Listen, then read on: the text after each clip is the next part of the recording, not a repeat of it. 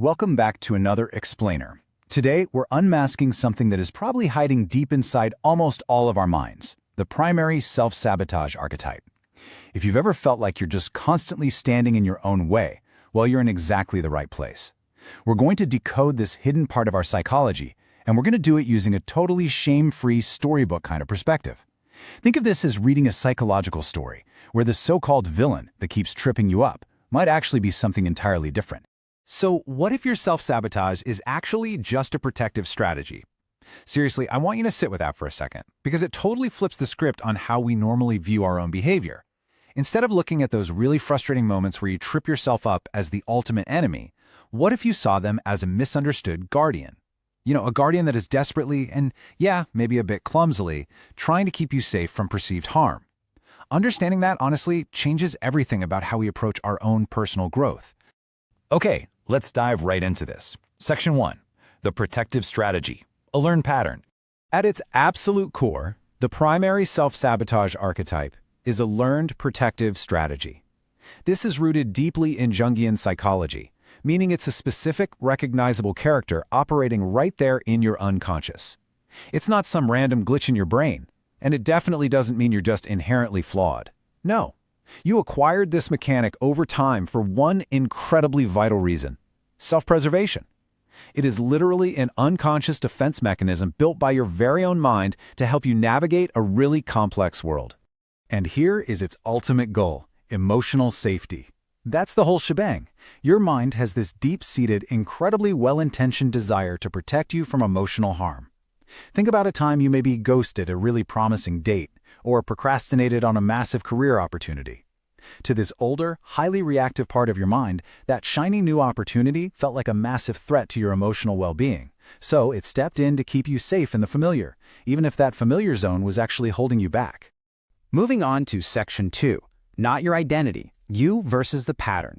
It is not your identity, it is a pattern that once served you. Now, this is perhaps the single most impactful and liberating concept we're covering in this explainer today. Because when we constantly undermine our own goals, it is so easy to slap a label on ourselves, right? We call ourselves lazy, or unfocused, or just plain broken. But this insight makes it crystal clear. This behavior does not define your core self. It is completely separate from your true identity. There is a massive difference between who you fundamentally are and a learned strategy you adopted. Your identity is who you are at your core, your values, your potential, your spirit. The pattern, that's just a strategy you picked up along the way. Think of it like an outdated app on your phone. By really understanding this contrast, we can cement the idea that the self-sabotaging archetype is just an outdated tool in your psychological toolbox. It's absolutely not a fundamental flaw in your character. Remember, you are not the self-sabotage. You are simply the person experiencing a pattern. Which brings us to Section 3, a pattern that served past protection. The nature of this pattern is fascinating because it didn't just appear out of thin air. It was learned by your mind over time, specifically aimed at keeping you emotionally safe. And here is the absolute most important part to grasp. It actually worked. This misunderstood guardian successfully served a protective purpose in the past. Maybe standing out when you were a kid led to being bullied, so your mind learned to play small to protect you. Back then, that self-sabotage wasn't a hindrance. It was a vital, life-saving emotional shield that you literally needed to survive that specific environment. All right, Section 4. Curiosity instead of judgment. A new perspective. When you catch yourself self-sabotaging, you really have two paths you can take. You can choose judgment, that heavy, harsh, shame-filled inner voice that just beats you up for making a mistake or procrastinating again. Or you can choose curiosity. This is an observant, gentle, and much more open approach.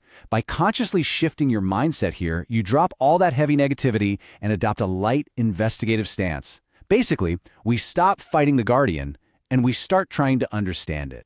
So the goal is to recognize the pattern with curiosity. The very next time you feel that sudden, super familiar urge to procrastinate on a big project or to push away a good relationship, just notice it. Treat it with a profound sense of wonder. You might even playfully say to yourself, isn't it interesting there's my overzealous bodyguard again trying to save me from sending an email. This simple act of curious recognition is literally the master key to disarming your automatic defenses. It completely removes the panic and gently lets your brain know, hey, the armor is no longer needed. And that leads us perfectly into Section 5, Freedom to Respond Consciously, the path to freedom. This brings us right to the ultimate choice. Reacting automatically means you're being completely controlled by the past pattern. It's a rigid, knee-jerk reflex driven by old, outdated fears. Honestly, it's like pulling the emergency brake while you're driving on the highway. Responding consciously, however, means living in the empowered present. You are no longer running on autopilot. You see the trigger, you feel that protective archetype try to step in, but instead of succumbing to it, you pause.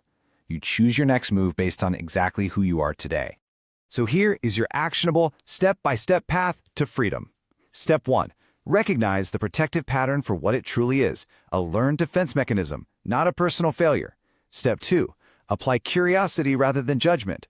Drop the self-shame entirely and get highly observant about what your mind is actually trying to protect you from.